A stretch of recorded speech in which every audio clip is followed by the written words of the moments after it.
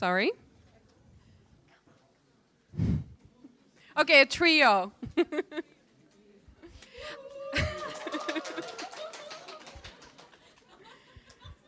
Our topic is assessment. So let's do some self-assessment on the topic of assessment. Confusing. It was a tongue twister. We will do it in the following way. You will see some words, some things to do with assessment. You'll have to think how well you know or familiar with these terms. You think for yourselves. And you will have to respond to us, give your feedback. If you think you know it all and you know everything about this term, you do this. Okay? Yeah. Two hands, it's crucial. Two hands. Thank you, brilliant. If you think you're almost there, really, you do this. Almost there, so one hand. Right. And if you're sure you can do it, if we help you or people, experts help you, you're sure you can do it, you do this.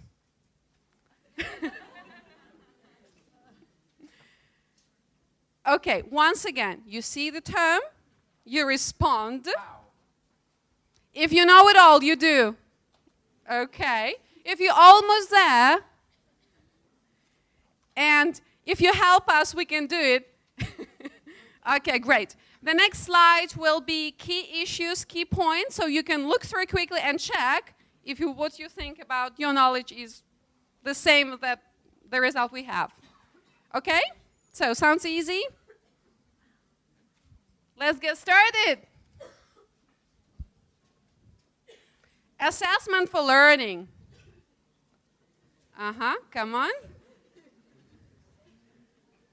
Come on. Okay, some people are not doing anything. What does this mean? There is no fourth option. There are only three options. Okay, well, no problem with that. Let's quickly see. Just look through quickly. The next one is feedback. Wow. Great. Good job. Next. We don't need this. CEFR. Great. Okay. Great. Wait time in assessment. Wait. Okay, wait. Okay, let's look through quickly.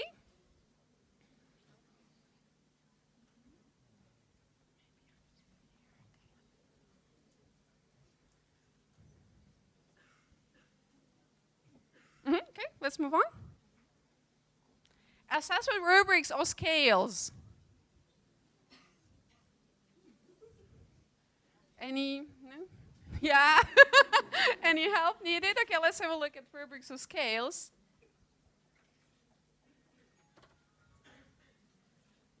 You can use a grid as a synonym.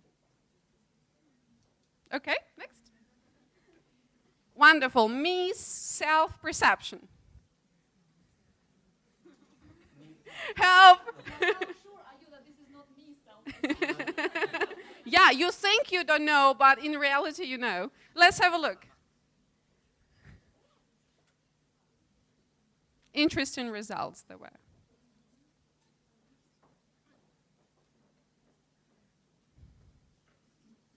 Okay? Peer observation for learning. Good.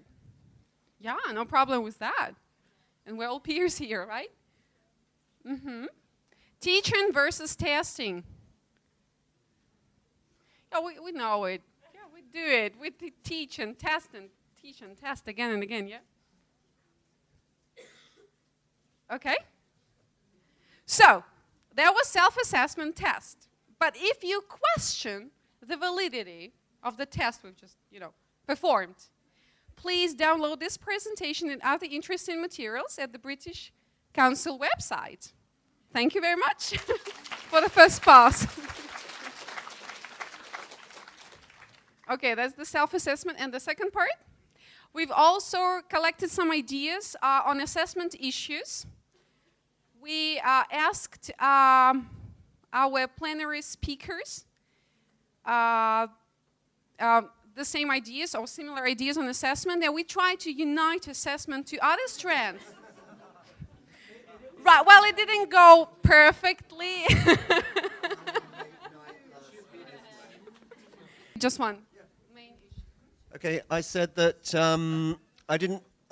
that assessing literature and assessing cultural awareness are really difficult, really, really challenging, and personally I wondered whether they should be assessed at all.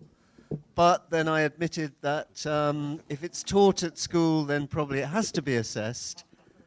So we have to confront that challenge.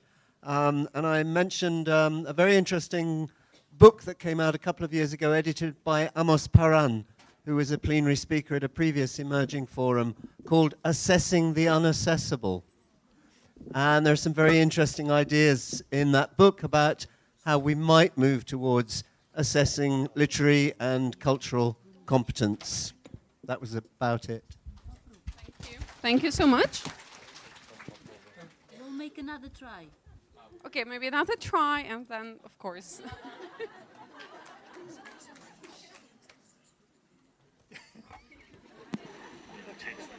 So, I was very brief about this. I said that in academic English, in assessment for academic English, the basic problem is that you have a lot of students who are coming with one expectation of how they will be assessed, and it doesn't reflect the assessment or the skills that they need to be able to do when they go to the university. Principally, they're not assessed in any kind of referencing, and so when they get to the or when they go directly to the university, they think that there will be no need for referencing or no need for including supporting material, and that causes them big problems.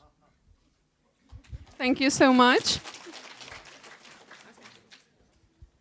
Once again, we asked the people to collect ideas so that at the next forum there is something we can discuss, something really, really topical, something really exciting, something that we will come with pleasure to discuss.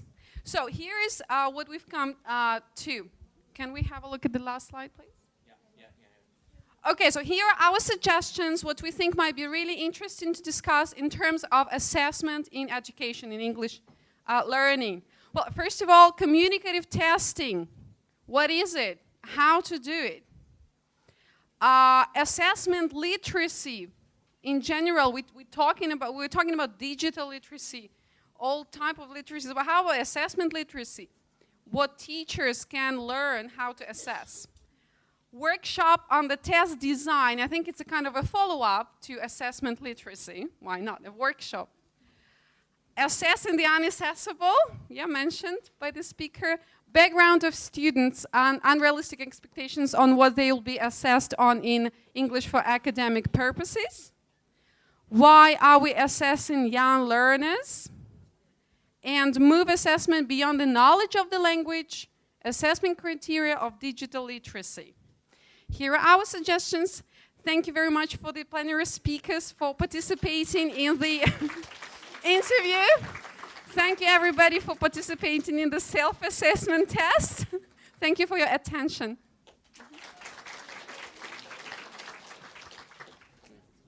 Sorry. Thank you very much, and perfect timing, I must say. So next on the stage, ESP and the AP group, please.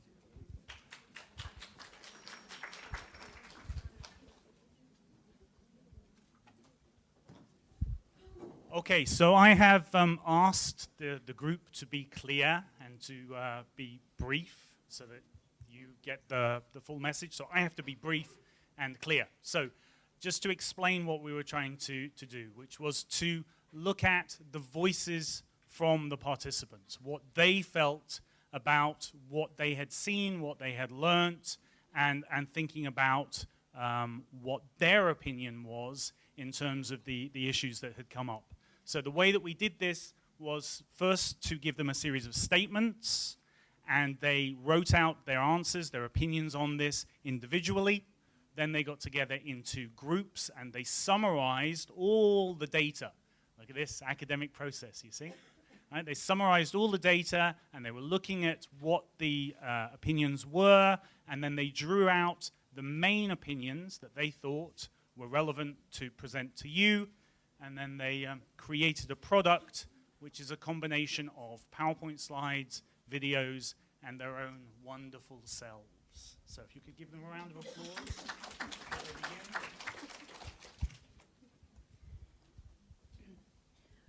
We were group 1. We were supposed to summarize all the opinions on critical thinking from an early age.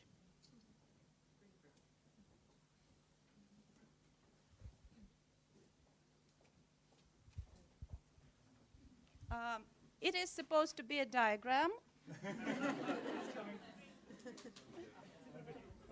So we had 36 voices, and you can see that, well, the difference is part strong agree to the statement and part agree to the statement. No people who disagreed that critical thinking is a crucial point at any stage, at any age. So why do we need critical thinking at an early age? We summarized all the opinions, and you see them on the screen. And next one. Okay. So the blue group considered a very thought-provoking issue which runs: teaching academic culture is more important than teaching academic language skills. And we had very interesting voice split results. Totally, 38 teachers thought over this issue, and we had very few voices at the extreme ends. One voice strongly disagrees with this issue, 2 voices strongly agree with the issue, 21 voices disagree, and 14 voices agree. So this brings up to mind the image of an average student group where you have at extreme ends low-performing students and high-performing students, and the majority of students of average middle, which you can really rely upon. So we relied upon the opinion of the middle, the majority.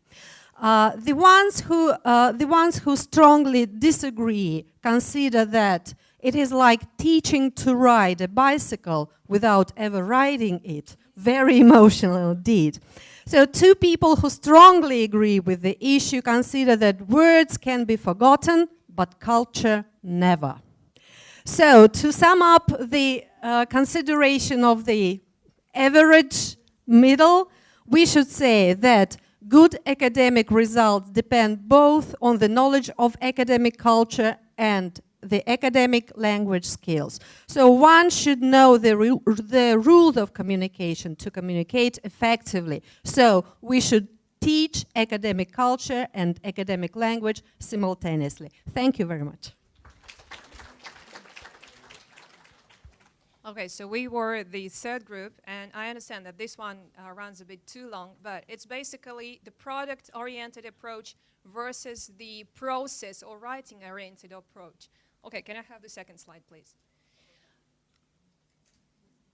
Yeah, so first we had to agree on terms, and we decided to come up with 2, let's say, diagrams. Product-oriented approach is totally moving towards the result or the product. In our case, that was the academic article published in some prestigious scientific magazine, right? Process-oriented approach has no beginning, has no ending, because this is the art for art's sake in our environment. So that was the framework, the terminological framework that we agreed on. Can I have the second slide, please? So these are the results. We had total of 27 respondents, and the people who strongly disagreed, they were in the minority, but basically the summarizing result was this. Result is more important than process. The rest came as not sure. And you can see this. It's important to know techniques of writing. That's a very general statement. So to sum it all up, I think it's a very positive approach that we are really product-oriented in Russia. Thank you very much.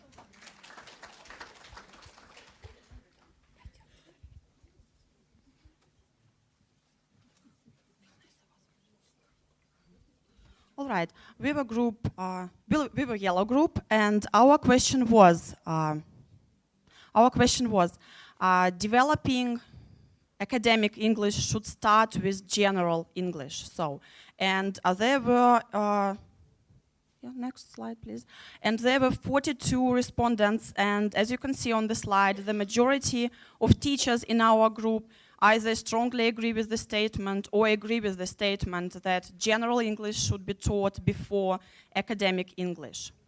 Let's look at the reasons of such opinions. So, as you can see on the slide, there are several ideas, and we tried to summarize it as briefly as possible. And our group actually composed a poem to express the ideas in a brief and bright form. I hope you'll enjoy it. Teaching general English is a waste of time. Don't wait until you finish to start one which is prime. Before you teach the language, consider learners' needs. They may have concentrated on how to write or read. But most of us consider GE to be a tool of accessing and proceeding to academic rules. So, what we meant generally was that general English gives us the basics and academic English builds up beginning from the basics, and it's like a more advanced level. So, no foundation, no motivation. Thank you for your attention.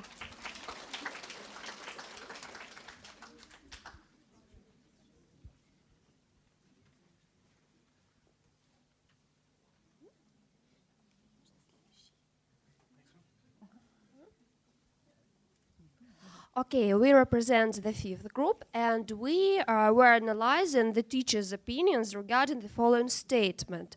Students can understand the assignment without the teacher needing to explain it. Could you please next? Okay. And as you can see from this diagram, that the most part of our teachers think they disagree with this statement. As we proceeded with the analysis, it turned out that, first of all, the vast majority, not just 16 people of the respondents, but the vast majority disagree with the statement. And there are 11 people who apparently strongly agree. However, and this is where however comes in, just about everyone, with very few exceptions, wrote in their responses, "It depends." So even those who agree or strongly, even those who disagree with the fact that teachers need to explicitly explain the task, always take into account certain points about the overall level or interests of the students. The ones who somehow decided not to doubt their students' abilities mainly gave not reasons, but rather the benefits of such approach, as in developing the students' independence or boosting their self-esteem. And we also got some insights into what we as teachers believe and what attitude we have to our own profession. Okay, and just to round off on a high and to make you smile, we hope that you will, we wanted to share just the greatest comments that we got from all the participants concerning this question. So the first one is, if it's not the teacher who explains the task, it's the classmate who will dare to do it. And that's where the problems begin. The next one is, students are different and teachers are different as well. Some just fail to give assignments properly or clearly. And it is good having a tutor around. So it's competition. And the last one, if they understand everything themselves, do they need a teacher? Thank you.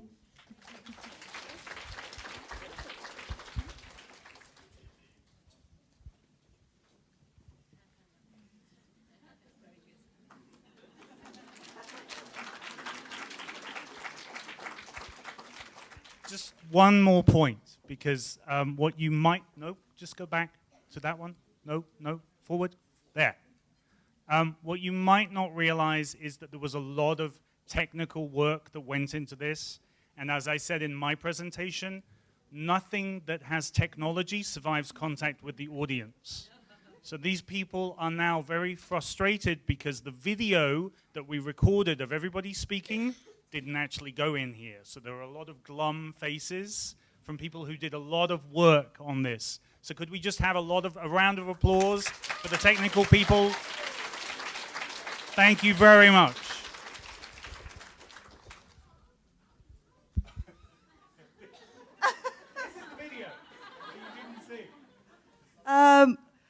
We will collect all your presentations and they will all be uploaded to our website. I know it's not the same, but we do hope you'll go back and actually enjoy the full glory of the presentations.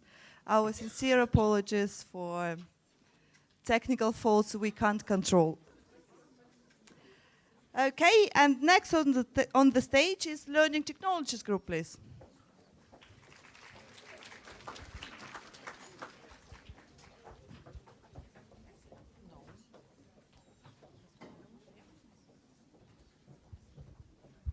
Hello, everybody. Being inspired with posters of Keep Calm and by Nikki, we created a list of them, and we will comment. Don't panic and gamify. Feel free to use games at your classes. Don't be afraid of it. The next one. Keep calm and bring your own device to class. Take a selfie and try to describe it in several sentences. Well, keep calm and be mobile competent. It is very important nowadays. Keep calm and use Facebook, create groups, and educate yourself and the students. To collaborate. The next. Keep calm and save time. Use Vera's ideas to save time in your classroom. The next, keep calm and go to Wiki. Just manage it in your own classroom. It'll be e-classroom. And using project also. Keep calm and make selfie.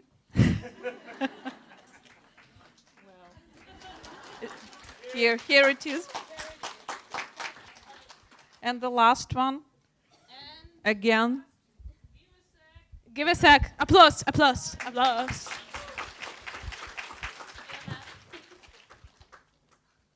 Okay.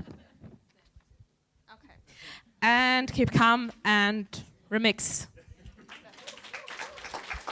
Remix everything in your classroom and every day. And here is a short film of a modern teacher after this emerging forum, knowing all the technologies coming to the class and have a bright lesson.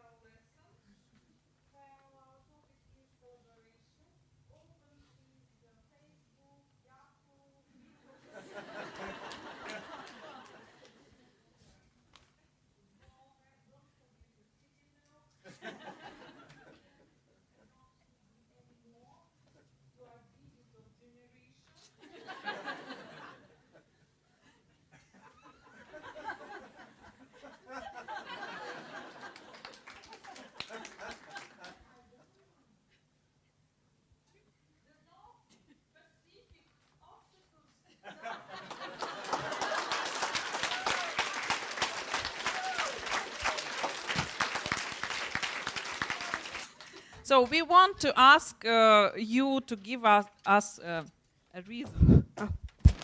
Do rhythm. Stop, stop, stop, stop, stop, stop, stop. I'll show you. Louder. 3, 2, 1. For making happy all of us, inspiring teachers' creation. We learn how to gamify our English class, pages and a little but in action. Mobile competence is also good. It's now standard education. Facebook is perfect for international collaboration. Vera Babkova showed superclass. Time savers were perfect and practical. She gave us ideas for using in class and all the ideas authentical. We'll learn how to use bright sticky notes. The pigeons have many variations. I'm sure that every teacher will vote. That was a feel for creation. We also learn how to collaborate with Wiki. It's a perfect for NAND integration. We learned about octopus from Nikki. It was a good inspiration. Technologies are perfect, I should confess. With teachers, it is more effective. In forum for us, it's a great success. It moves us to be creative. Okay. I want to draw your attention. I want to draw your attention to the fact that this particular rap was written by this perfect lady. Applause to her. Okay. Thanks. Okay, and next group, yes, literature and culture, please.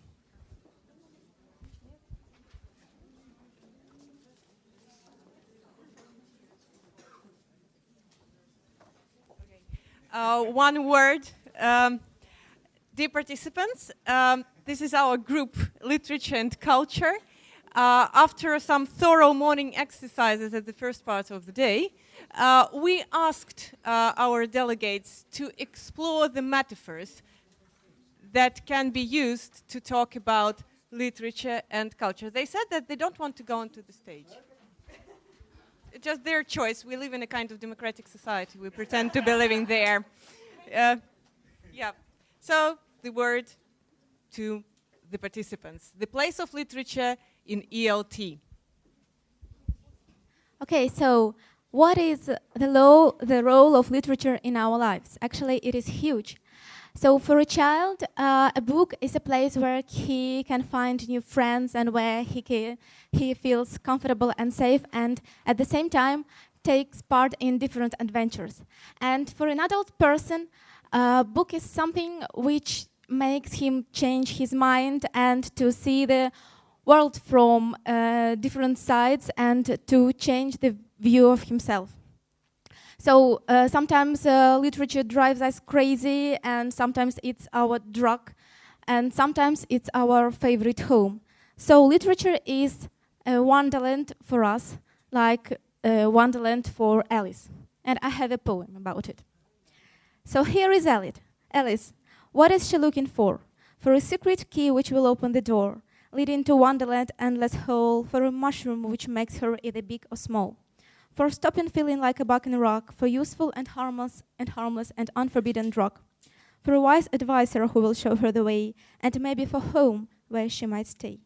For freedom to create her own rules of the game, for throwing away any fear and shame. For clock that will stop if it wants or will run. For life full of sense and of treasures and fun. So what is the key? Oh, here it is. A world of literature on its magical list.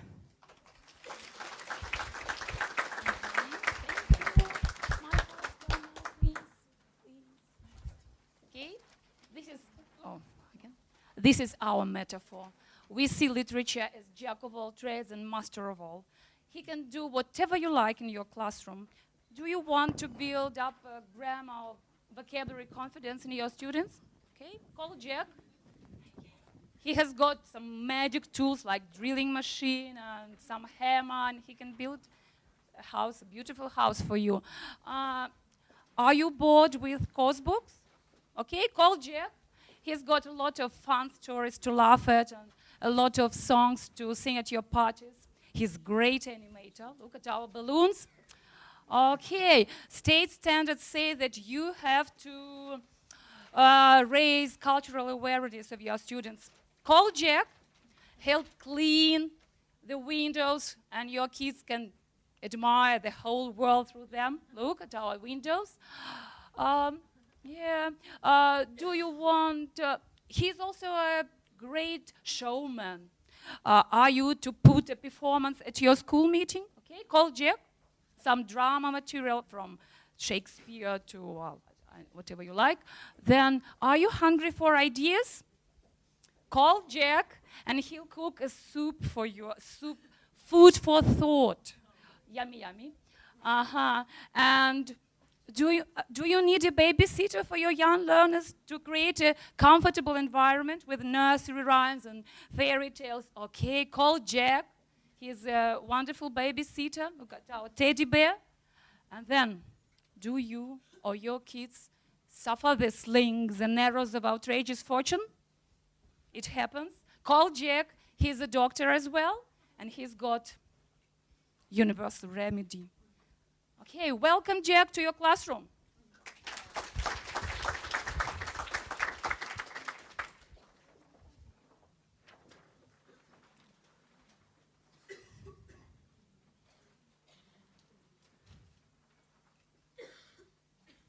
Please look at the top of our poster.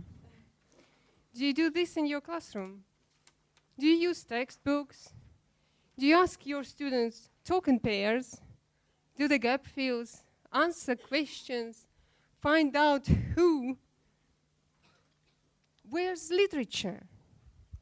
Our metaphor for it is Sleeping Beauty. How can we wake it up? We need to read. We need to ask our students to read and share their reading experiences. We need to inspire them to read, and they will inspire us.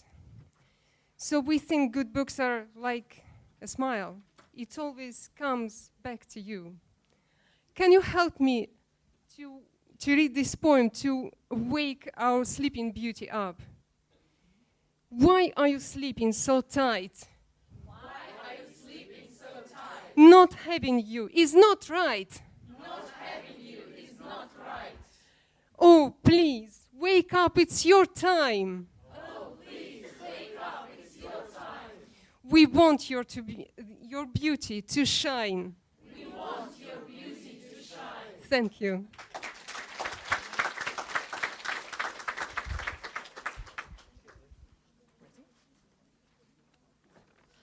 Hello, we are the Books family. I'm Literature, the loving mother of 4. I nourish, I encourage, I facilitate, I educate, I help to grow, I help to mature, I'll help to express themselves and realize their creativity. My eldest 2 are vocabulary and grammar. Hi everyone, I'm a vocabulary and the fattest part of the family. Every time I became wider and wider with new words, phrases and idioms, like after pancakes from the floor below. Thank you. Stop showing off, come on. I'm the twin sister, grammar, and I'm full of very complicated structure and I'm awfully smart, a nerd really. But thanks to Mom, I function beautifully in a natural human conversation. Hello, I'm Style, and I can be really different depending on a register. And here is a baby of our family culture. Sometimes it's difficult to see me. I'm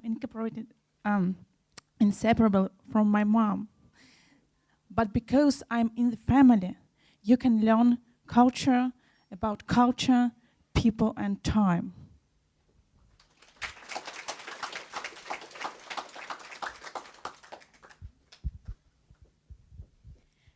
Okay. When we were thinking about the metaphor of literature in English classroom, we remembered Ernest Hemingway and his 6-word novels. Maybe you know about this one. One of the most famous sounded like, "For sale, baby shoes never worn." And it's very sad, and we thought that it's also sad that very often literature and books and poems are only in one form in our classroom. They are just on a dusty bookshelf, and we never get a chance to touch them because we have to prepare for state exams, because we have to go on with the program and so on and so forth. So on the poster you can see our 3-chaptered novel. Each chapter is of 6 words. The first one is very pessimistic, but we hope to overcome this with the help of our nice colleagues. So the first is "For sale, a book of poems never read." And we hope that we as teachers can encourage our students and colleagues to change this situation, to keep calm, start reading and feel better. And we hope to achieve the situation and to come to the result when all our students will feel like this. Opened the book, read it, wanted more. Thank you.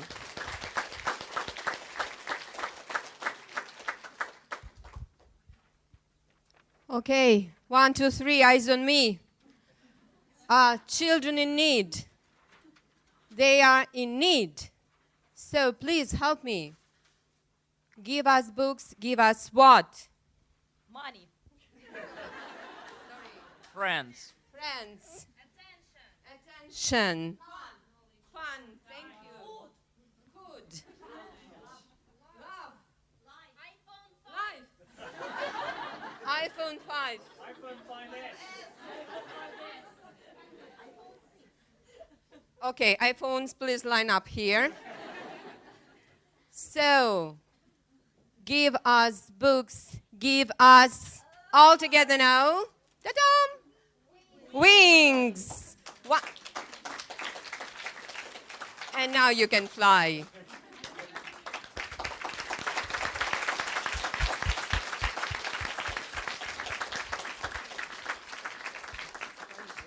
Thank you.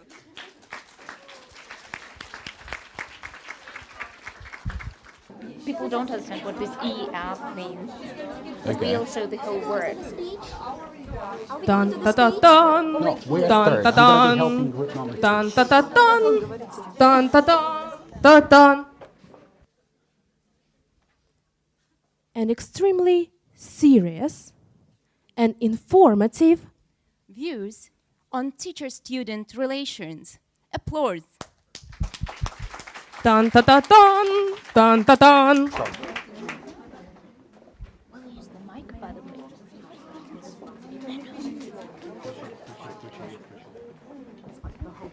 Hi everyone, hello one more time.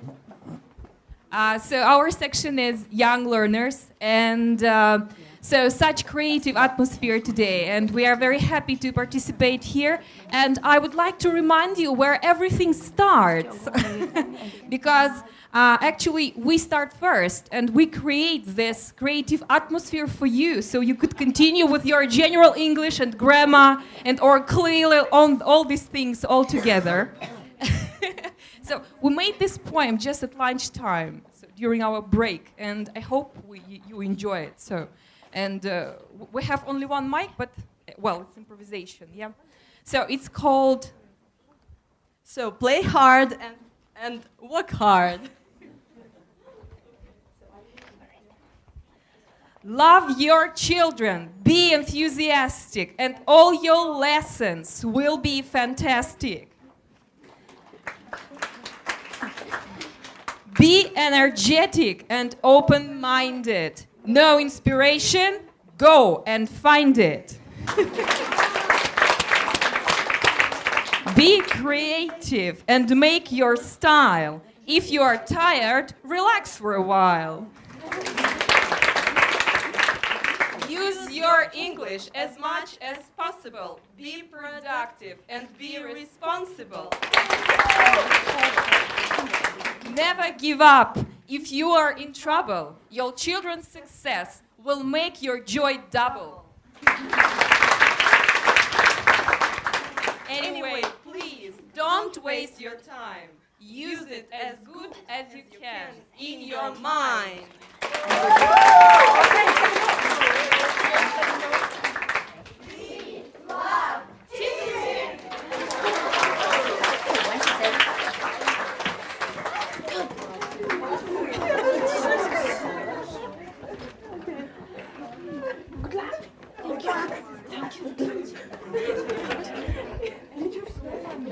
So,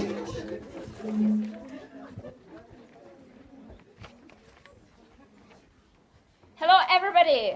So we've decided that a real and ideal teacher of English for young learners and for adults as well should be enthusiastic, fantastic, organizing, responsible, uniting, motivating.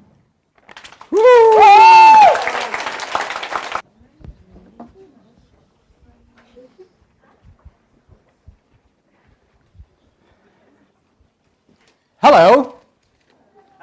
I don't hear you. Hello? What's going on? Hello? Great.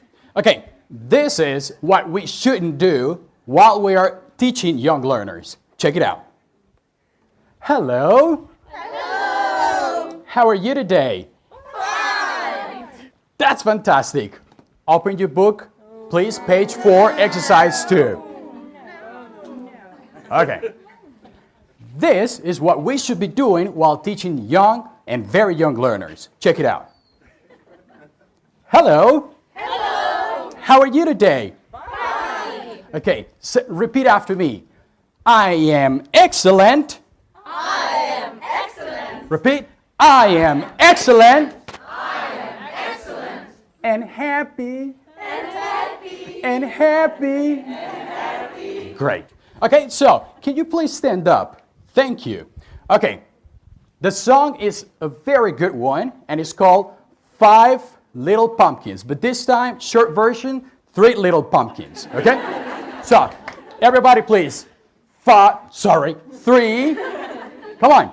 3 little pumpkins. Okay, next. Jumping on the bed. Okay, you're not going to do it. Jumping on the bed. Okay, great. Mother calls the doctor. Mother calls the doctor. And the doctor says. And the doctor says. No more pumpkins. No more pumpkins. Jumping on the bed. Great. Okay, so you got the idea. 1, 2, 3. 3 little pumpkins jumping on the bed. 3 little pumpkins jumping on the bed. But 1 little pumpkin accidentally falls off and bumps his head. Mother calls the doctor and the doctor says, no more pumpkins jumping on the bed. No more pumpkins jumping on the bed. How many do we have? 2 little pumpkins jumping on the bed. 2 little pumpkins jumping on the bed. But 1 little pumpkin accidentally falls off and bumps his head. Mother calls the doctor and the doctor says, no more pumpkins jumping on the bed. No more pumpkins jumping on the bed. How many do we have? 1 little pumpkin jumping on the bed. 1 little pumpkin jumping on the bed. But 1 little pumpkin accidentally falls off and bumps his head. Mother calls the doctor and the doctor says, stop. 1, 2, 3, help me. No more pumpkins jumping on the bed. No more pumpkins jumping on the bed. Thank you very much.